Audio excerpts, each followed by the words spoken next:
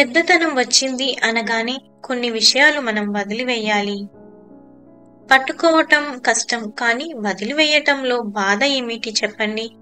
అలా అనుమానంగా చూడకండి. ఏమి వదిలివేయాలో చూద్దామా? అమ్మాయి, గ్యాస్ కట్టేశావా? గీజర్ ఆఫ్ చేశావా? ఏసీ ఆన్లో ఉన్నట్లుంది. పాలు ఫ్రిడ్జ్లో పెట్టావా? కరెంటు బిల్లు కట్టారా? లాంటి ఎంక్వైరీలు వదిలివేయండి.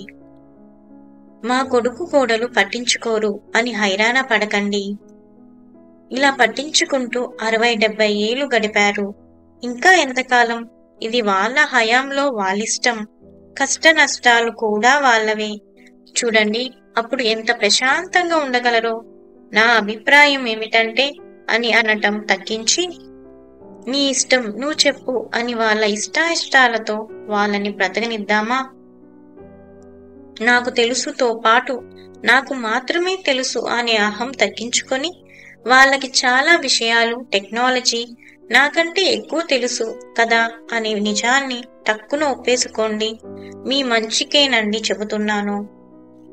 మా కాలంలో, మా చిన్నప్పుడు అంటూ వీలు చిక్కినప్పుడల్లా వారిని ఊదర కొట్టకండి.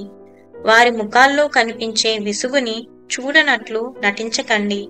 మన పిల్లలు కోసం వచ్చేవారితో మితంగా మాట్లాడండి. వాళ్ళు మన కోసం రాలేదు అని గుర్తుంచుకోండి.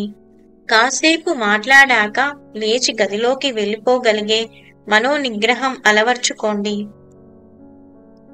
పెద్దవారిని పలకరించే మర్యాదతో ఒక ప్రశ్న ఎవరైనా సహజంగా అడుగుతారు, ఆరోగ్యం బాగుంది కదా అని.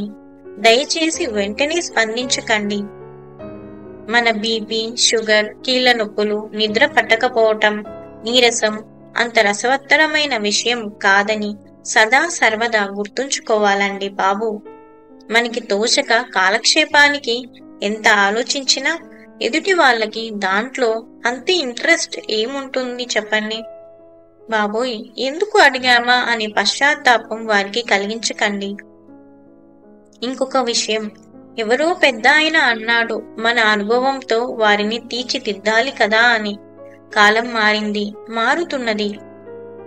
రోట్లో కందిపచ్చడి రుబ్బటం, తిరగలితో విసరటం, కట్టెల పొయ్యి మీద వంట చేయటం, కవ్వంతో మజ్జిగ చిలకటంలో గల నా అనుభవం నేటి తరానికి ఎలా ఉపయోగపడుతుంది?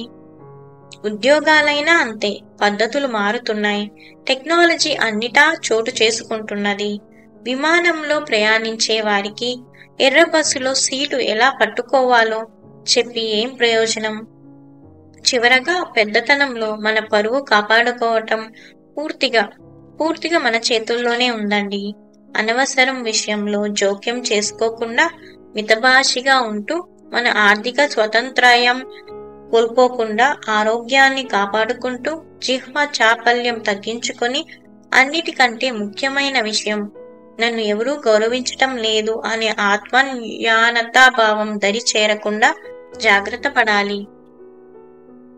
భావం, బంధాలు అంత తేలికగా తగ్గించుకోలేము. కనీసం కొన్ని విషయాలను వదిలివేద్దాం. పాజిటివ్ గా చూడండి. ఉద్యోగానికి పరిగెత్తాలనే హడావిడి లేదు. మొత్తం సంసారాన్ని లాగే బాధ్యత లేదు.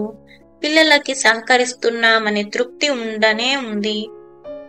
హాయిగా పూజలు చేసుకోవచ్చు, భగవద్గీత, భాగవతం చదువుకోవచ్చు, దైవ దర్శనం చేసుకోవచ్చు.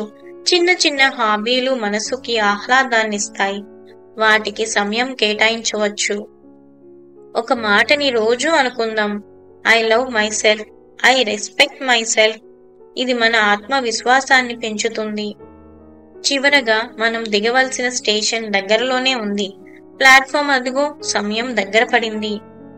ఇక మనకి బోగీలో ఉన్నవారితో తగువులు, మనస్పర్ధలు, ఎత్తుపొడుపు మాటలు అవసరం అంటారా?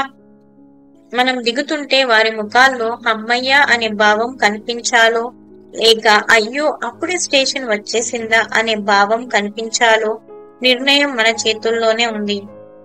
పెద్దతనం మనకి వరం లాంటిది. అది ముఖ్యంగా మన అహం తగ్గించి మనకి జీవితం అంటే ఏమిటో, మన నిజమైన విలువ ఏమిటో సరి అయిన అవగాహన కల్పిస్తుంది. కాబట్టి అందరూ వృద్ధాప్యాన్ని ఆనందంగా స్వాగతించాలి సుమండి. నస అనిపించుకునే కంటే నైస్ అనిపించుకోవడం మంచిది కదా!